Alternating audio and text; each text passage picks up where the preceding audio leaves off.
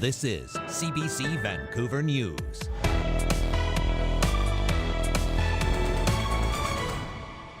Without transit, I'm lost. Hard on us elderly handicapped people. I was late, so I had to take a taxi. As commuters start moving on Metro Vancouver buses and C buses again, the province asks a veteran mediator to again try to find a deal between transit supervisors and management. Plus, your child, brother, sister, mom, dad, friend, or colleague did not deserve to die this way. Their death was preventable. the highest death rate in a decade. BC's chief coroner again pleads for more action to try to save more lives from toxic drugs. And tons of tuna swimming around us the whole way. tough row. A group of marine scientists win a race across the Atlantic Ocean. Half the team is from BC. Good evening, I'm Dan Burritt. Thanks for joining us. It was a smoother day for transit riders in Metro Vancouver. Buses and C buses are moving again after a two-day shutdown. But the end of the dispute that halted service is nowhere near complete. As Michelle Gassoub reports, the province has now appointed a special mediator to try to hammer out a deal.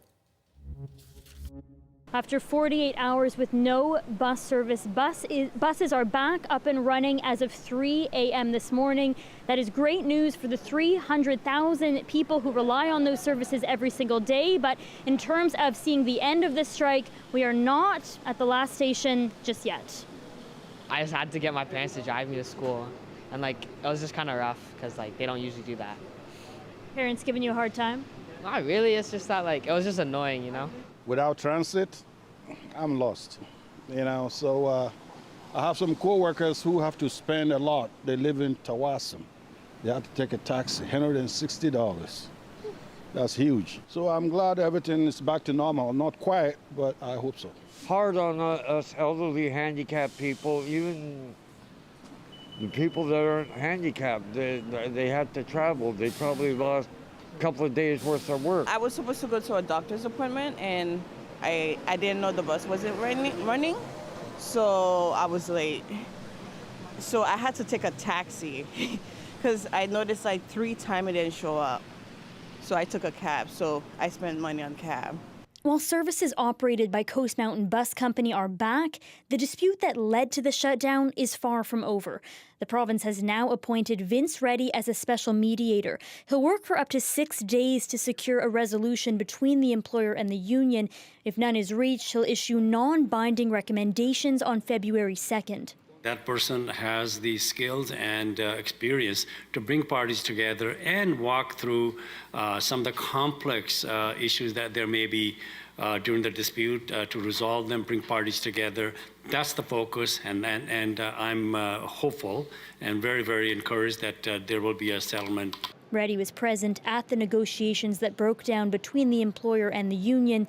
The province is confident Reddy, one of BC's top arbitrators, will be able to find a resolution. Michelle Gassoub, CBC News, Vancouver. The reason for the labor dispute centers mainly around pay. TransLink's insistence that it can't afford to pay its employees that much more.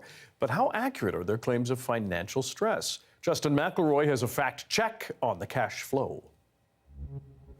Is TransLink in financial trouble? TransLink wants you to believe so. Now is not the time. And that's because at TransLink, we are facing a fiscal crisis. That is CEO Kevin Quinn arguing why they aren't giving in to demands by the QP union that caused a 2-day shutdown to the bus and C-bus system this week. And he made a very specific claim, several times. TransLink is facing a structural deficit of $4.6 billion over the next 10 years. A $4.6 billion deficit over 10 years. TransLink says because of that anticipated deficit, they can't give in to union demands. But is it true? Well, sort of, if TransLink does nothing. Let me explain. First, let's do some math. Based on what we know, the two sides seem to be about $5,000 to $10,000 apart in salaries for the workers in question. Now, those workers are about 180 in total, so overall, the sides are about $1 to $2 million apart. Now, in a $2 billion budget, that's a rounding error. But TransLink is making a slightly different argument. Many of the unions across the TransLink enterprise do look at other union negotiated agreements for either formal Me Too clauses or even informally to ask for what other members got. These ripple effects that would happen on other contracts that, in our estimation, amount to $250 million over a 10-year period. Now, that ripple effect is a guess. Those new contracts haven't been negotiated yet. But let's assume it's true and they go the union's way. Quinn says it matters because of TransLink's overall financial situation, which, if you've forgotten, is a $4.6 billion deficit over 10 years. And here's where that comes from. Traditionally, TransLink got about half its revenue from two main sources: the fares that everyone pays when they get on the system, and the 18.5 cents per liter in gas tax everyone in Metro Vancouver pays for when they go to the gas station.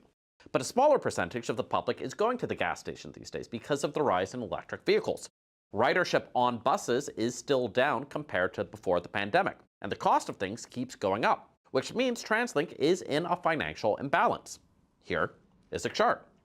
It shows the combined gas tax and fare revenue they've gotten in the last 7 years, adjusted for inflation, which means there's about a $200 million yearly revenue gap when compared to pre-pandemic times. And if TransLink wants to keep growing like they want to, but they can't find the money to do so, that gap will grow. We fortunately have been the recipient of provincial and federal government funding that has allowed us to stay stable through the end of 2025. But the fact is that it is not financially responsible to dig that hole any deeper. Of course, TransLink has options. They could increase the gas tax, or raise fares, or potentially lobby higher levels of government for more taxation tools. Or they could get more one-time infusions of money like they did during the pandemic. So TransLink has lots of cards they could play, but for the moment, they're dealing out one: the message of a financially shaky future, whether the union thinks that's fair game or not. Justin McElroy, CBC News, Vancouver. It was a chaotic scene in Burnaby late last night. Part of Kingsway was shut down in both directions after a man was shot and killed. Mounties say it happened around 10:30 on Kingsway, just east of Royal Oak. When police arrived, they found a man suffering from gunshot wounds and a car shot up. First responders tried to save him, but he died at the scene. Investigators believe his killing was targeted, and homicide investigators are now involved. Police are asking for tips or any dash cam footage from the area between 9 and 11 p.m. last night. 7 British Columbians were killed every day by toxic drugs last year. That's double the average for the last 10 years. That grim finding is in the latest data and last update from BC's outgoing coroner. As David Ball explains, it's the highest annual death rate ever recorded. More than 2,500 families in BC are grieving. Your child, brother, sister, mom, dad, friend, or colleague did not deserve to die this way. Their death was preventable. Their loss, your loss, is our collective loss. At her final press conference as BC's chief coroner, Lapointe revealed there was a 5% increase in toxic drug deaths in 2023.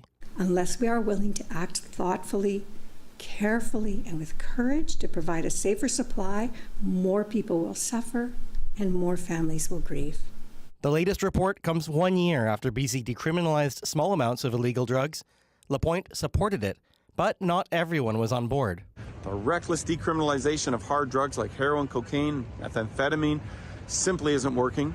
The opposition positioning itself as the solution. BC United government is going to fix this, and we're going to fix it by saying we're going to invest in treatment and mental health facilities 24/7, where we can take people off the streets. Drug user advocates say that kind of political rhetoric is dangerous. It's not just the drugs, but the politics are toxic too. We're just attacking harm reduction, trying to make a moral panic and scapegoat drug users so that they can get into office. You know, they're trying to say safe supply is actually causing the problem instead of the solution to the problem. We know it's the solution to the problem. The highest death rate in Lapointe's report has been in northern BC, particularly around the city of Terrace, showing that this crisis spares no part of the province. David Ball, CBC News, Vancouver. BC's Minister for Addiction says the government's goal is to do everything it can to connect people with the care and support they need. But the minister would not commit to a key recommendation from Lisa Lapointe, providing a safe supply of drugs without a prescription. When it comes to our government's approach to a pharmaceutical model of pharmaceutical alternatives, we were the first in Canada to stand up a program to provide a pharmaceutical alternative to individuals with severe opioid use disorder. Whiteside rejected that recommendation in November, minutes before Lisa Lapointe was about to speak about it. Whiteside and the Premier are set to speak about expanded treatment and recovery services across BC tomorrow. Investigators are now trying to piece together the deadly heli-skiing crash north of Terrace. The community calls it a shocking and rare tragedy. Mira Bain says more now on the industry and the local community and how they're coping. The heli-skiing helicopter crashed Monday afternoon in the mountains surrounding the Rosswood area of North Terrace. It slammed into the side of a mountain. The investigation into what caused the crash is underway by multiple agencies, including the Transportation Safety Board, the RCMP, WorkSafe BC, and the BC Coroner Service. The heli-skiing industry is big business here in Terrace, attracting international clients. However, in the aftermath of the crash, there are once again questions over the safety of the sport. The industry association says there are several factors to consider.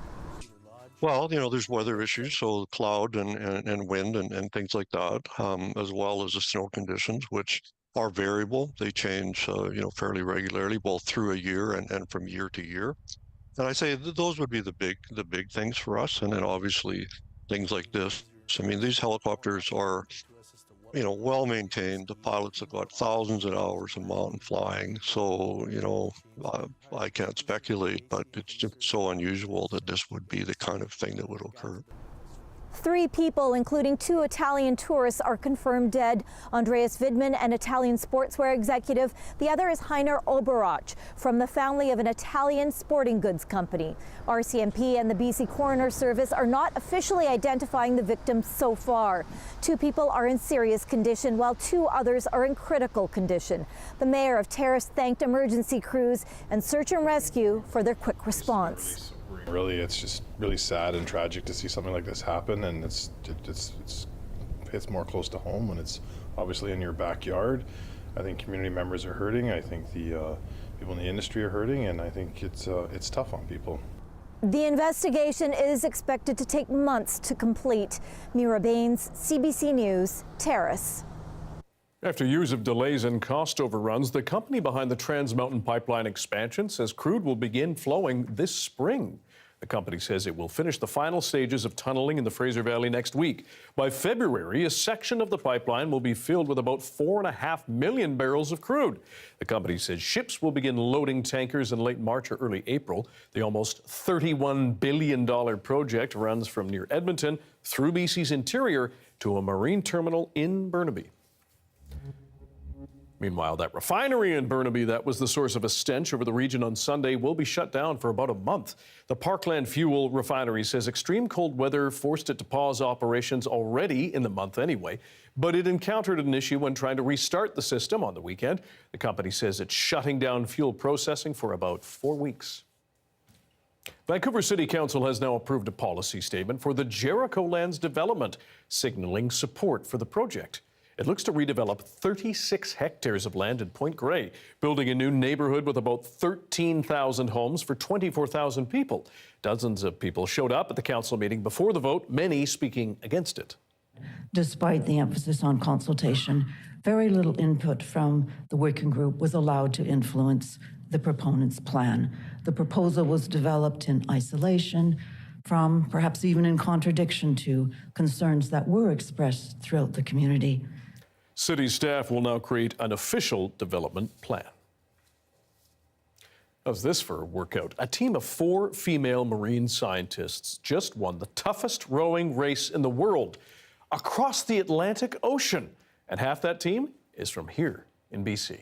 Through hell or high water, the crew had to keep up that row motion in the ocean for 38.5 days straight with no help. By winning, they raised more than $250,000 for ocean conservation. They called themselves the Salty Science Crew. Tons of tuna swimming around us the whole way. And at night, they would be illuminated by our navigation lights.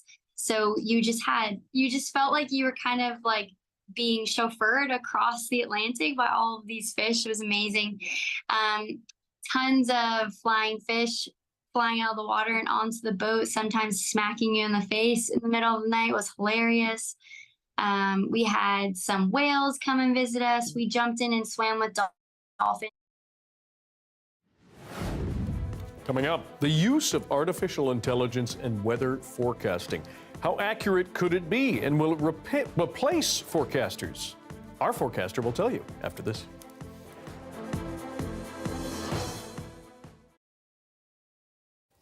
And thanks for being here on our commercial-free live stream tonight.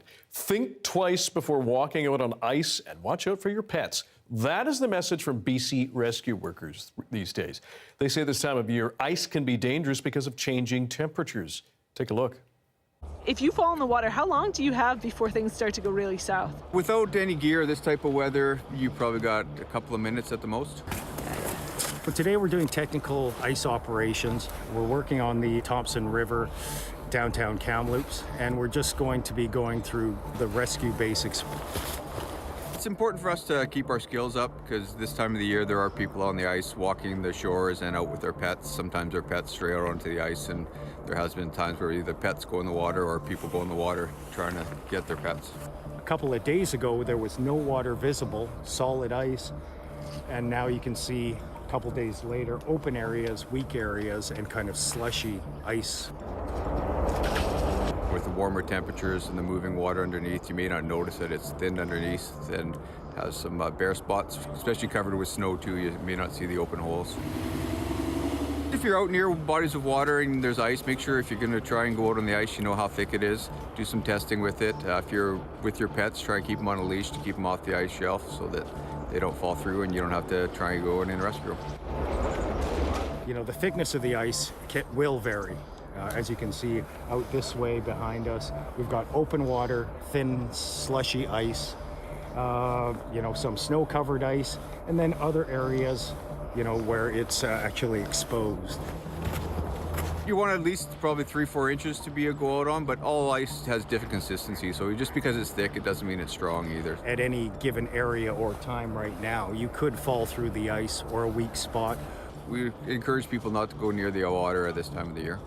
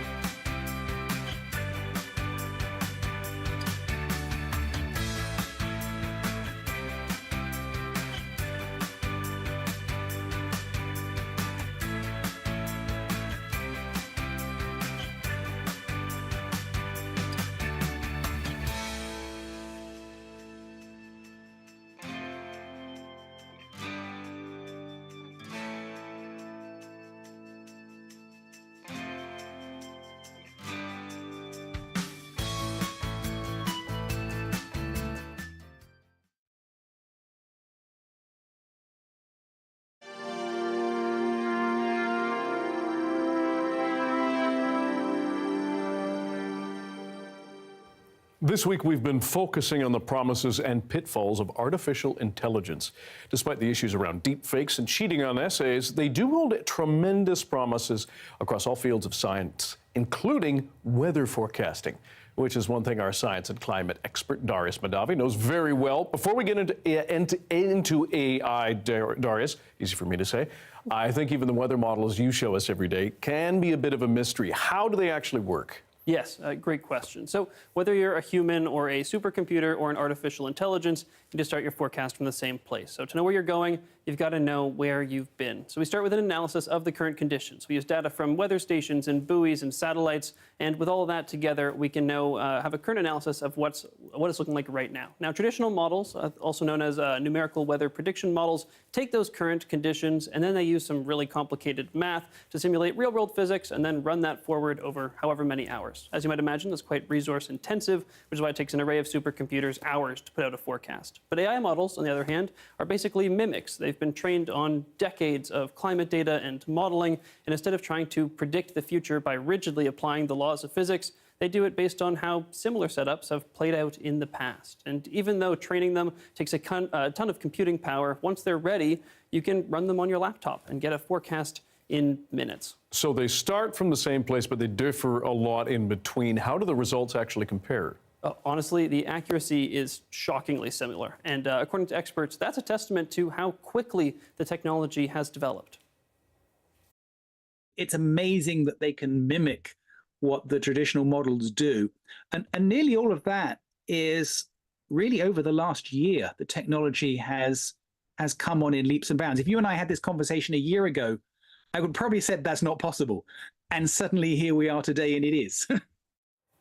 So that was the director of U of T's School of the Environment and a professor of computer science, which shows you just how important these models are nowadays. Now, some of the claims from these AI companies might be a little bit overblown, but in most cases, including extreme weather like heat waves or hurricanes, they do seem to be at least as good. But instead of telling, let me show. You can see here a comparison between the traditional model and an AI-based model. And so this is the temperature and wind direction forecast over the next few days from both of those models. On the top, we had that traditional model, and in the bottom, we had an AI-based model from Google's DeepMind. And now this is something, the top one there is something I often show during a forecast. I use the European model all the time. And you can see how well the AI model compensates. But one thing you might notice, or compare, sorry. But one thing you might notice is that the forecast from the AI model doesn't give quite as much detail. And that's because of the data it's trained on. Now, the only real limitation for how fine-grained a traditional model can be is how much computing power you have, because it's just running the physics. But for an AI-based model, it really comes down to the resolution of the training data, and that's a lot harder to improve. So out of all of this, are you going to be replaced by AI? And for the record, don't go yet, okay? Oh, thank you, Dan. First of all, don't worry. Does AI have a face like this? Yes, it can, thanks to deepfakes. It can also pick a much better one. But seriously, this is really only another tool in forecasters' arsenal. Now, as any meteorologist will tell you, there's a big difference between the output of a model and a proper forecast, which is why even though traditional models are freely available online, I'm still here. Now, not to mention, especially with our changing climate, it's going to be more important than ever to have people interpreting the results of those models.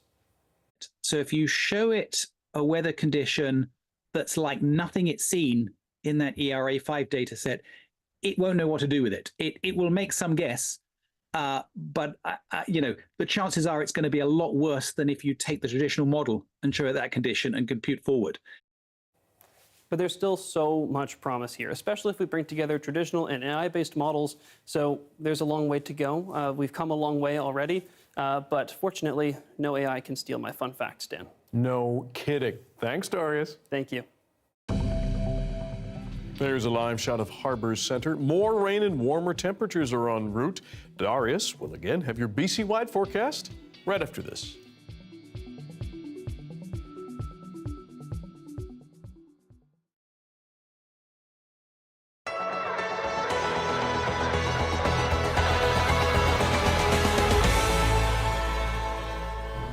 Thank you. Blythe Martin grew up in Summerside and worries about the future of Prince County Hospital. She says cutting services will have an impact on all islanders by putting more burden on other island hospitals, the EMS service, and doctors' offices. I mean, nobody ever plans to be in the ICU, but the reality of it is there are 8 beds in that unit and they are always full. So closing that, there will be repercussions on all islanders. Health PEI says a shortage of doctors, nurses, and respiratory therapists will force it to transfer even more critically ill patients to the Queen Elizabeth Hospital in Charlottetown, an hour's drive away. Today, officials with the health authority said they do have more staff coming, mainly temporary travel staff. But Health PEI is carrying on with its plan to transfer what they call intermediate-level patients to the hospital in Charlottetown. They say that's likely to start happening over the next couple of weeks. Martin is scared once services are lost, they'll never be restored. We're going in the absolute backwards direction. I think at this time what we really need to do is streamline the process of recruiting people to work here and then working at retaining those good, talented staff that we do have. Martin is not alone. Many in Summerside are worried about the future of their hospital. I think it's a concern. People living locally in this region want to have access to the health care that they deserve and need. We just want the best health care for our family and our community. What I'm hearing is, why isn't there anything being done about it? You know, we know that we are in a crisis in our medical system, but there needs to be more done about it. What we're seeing a lot now is just really basic fear. I think people are fearful of what's happening. It's really easy for us as a society to come up with all that's wrong. Finding solutions is a lot harder, but I think that people are at a place that they want to save this resource in our community. Martin says back when the ICU was downgraded last year, people took comfort in the idea that it was just temporary. Now she says the hospital is facing another reduction in services. Queen Elizabeth Hospital already has, I mean, we see it in the news all the time, very lengthy wait times, long waiting lists, stretched to the limit, more patients than they can accommodate. So it's definitely a concern when we're taking the sickest of the sick patients from Western PEI and then transporting them to Charlottetown and asking them to care for them. Wayne Thibodeau, CBC News, Summerside.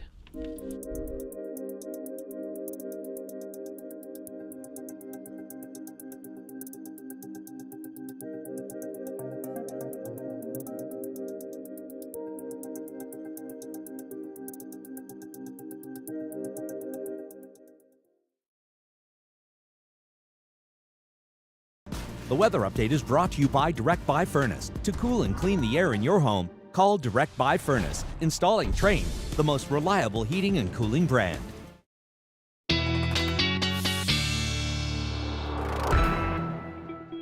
Time for our BC-wide weather forecast with science and climate specialist Darius Madavi. As most of the snow is gone on the lower mainland because of rain. Okay, thank you. I think, yeah, there we go. I was filling in the blank there. Heat, rain, all of the above, actually. Temperatures going to have risen over the last week and are going to continue to rise into next, where we're going to see temperatures anywhere across the province 5 to 15 degrees above usual. Here in Vancouver, that means temperatures at least 12 degrees, nearing probably 15, or is possible at least. And so even now, right now, we're already seeing a lot more green and a lot less white and blue on this map. We're going to see even less of it in the days and week ahead. So be prepared for lots more rain on the way, including enough to potentially wash away some of that snow that is already accumulated on the local mountains, because freezing level is going to be very high. Now, same goes for the interior, actually, where we're still seeing some, plenty of snow at higher elevations. Here, this will more likely to continue, but already in the places like the Valley, Kelowna and Vernon already see, or Okanagan Valley, sorry, Kelowna and Vernon already seeing plenty of showers today, and that's going to continue as well. They get a bit of a dry spell, but those systems are expected to start to break into the interior again, starting as early as this weekend. So not too much of a break, even though they do get a little bit more sunshine than we do in the next couple days. Now, again, because of all the snow coming, I might have to switch back to showing rainfall accumulations for parts of the interior once again instead of snowfall, because even though there is plenty of snow coming, you can see that especially for inland parts of the coast, we're starting to see more and more rain and less snow, and I'm expecting more places to follow, with even Fort St. John and Fort Nelson going to be, or Fort St. John at least, maybe Fort Nelson going to to be positive by early next week, but as high as 5 or 6 degrees. So expecting plenty more rain to come there, and here on the coast as well, plenty more rain, anywhere from 20 to 30 centimeters over the next 48 hours here in Vancouver, and similar amounts across parts of the south coast. Now, in terms of conditions, we do have plenty of activity happening, but a lot of this will be very short-lived and very light if we see it at all. And beyond that, I'm not worried about too much, because here over the next 5 days in Vancouver, we've got a few dry and wet intermittent periods into early weekend, and then starting Sunday and into mid-next week, very consistent rainfall. Okay. Thanks, Darius. Thanks, Dan. And that is your late news for Wednesday. Thank you for joining us tonight. For news at any hour, check our website, cbc.ca/BC. Your next local news is on the early edition on CBC Radio 1. That begins tomorrow morning at 5:30. Have a good night.